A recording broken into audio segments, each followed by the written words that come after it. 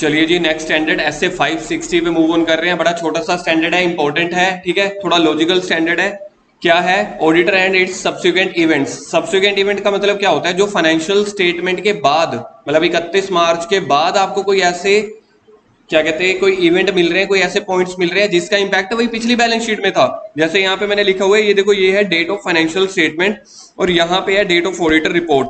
तो अगर आपको फाइनेंशियल स्टेटमेंट को मान लेते हैं 31 मार्च, ठीक है जी, इस डेट पे अगर आपको कोई इवेंट्स मिले 31 मार्च तक की ट्रांजैक्शन 31 मार्च वाली बैलेंस शीट में हो जानी चाहिए, लेकिन आपको यहाँ पे मिल रहे हैं, या फिर FS date of auditor report के भी बाद अगर आपको मिल रहे हैं, तो इसको बोला जाता है events, event occurring between the date of FS and date of auditor report.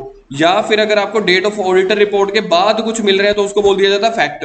और इन सबको, चाहे इवेंट्स हो चाहे फैक्ट हो, इन सबको बोला जाता है सब्सिक्वेंट इवेंट। कहने का मतलब है फाइनेंशियल स्टेटमेंट की डेट के बाद। उसके बाद आपके पास डेट आती है ऑडिटर रिपोर्ट की। ऑडिटर रिपोर्ट की डेट के बाद आपको फाइनेंशियल स्टेटमेंट इश्यू करनी पड़ती है, फिर आपकी जर्नल मीटिंग होती है।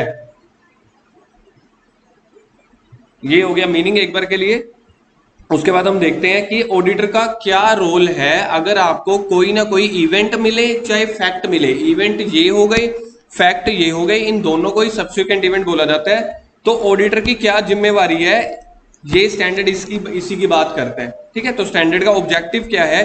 क्या अगर आपको कोई इवेंट या कोई फैक्ट जो मिले हैं उसके रिगार्डिंग आपको एविडेंसेस मिले हैं, ऑब्टेन द, आपको क्या करना है? ऑडिट एविडेंसेस ऑब्टेन करने हैं। क्या फिर उस इवेंट के लिए एडजस्टमेंट की जरूरत है? एडजस्टमेंट मतलब आपको पिछली बैलेंस शीट में ही फेरबदल करना पड़ेगा, या सिर्फ डिस्क्लोजर से ही काम चल जाएगा।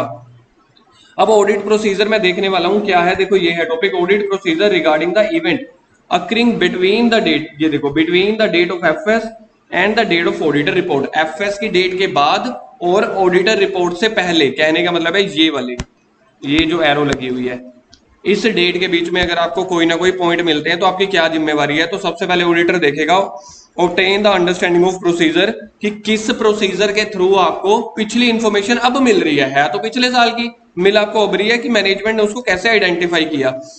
फिर इंक्वायरी करके देखेंगे मैनेजमेंट और टीसीडब्ल्यूजी की आपको, कि ये सब्सिक्वेंट इवेंट क्या फाइनेंशियल स्टेटमेंट को अफेक्ट करेंगे कि नहीं।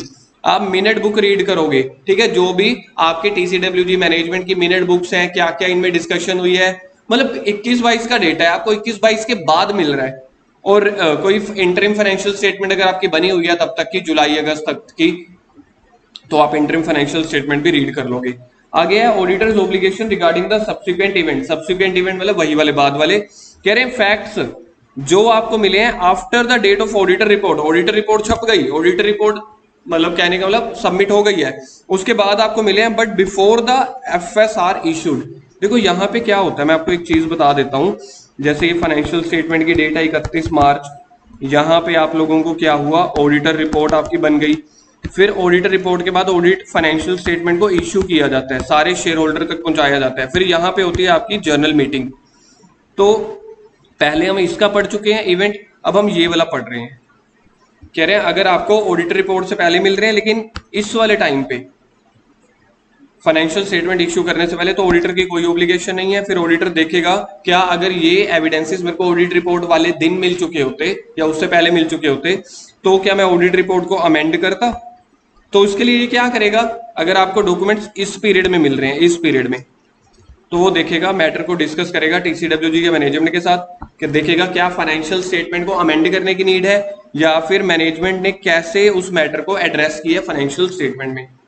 अगला टॉपिक है, अगर आपको फैक्ट मिल रहे हैं after the date of financial statement issued.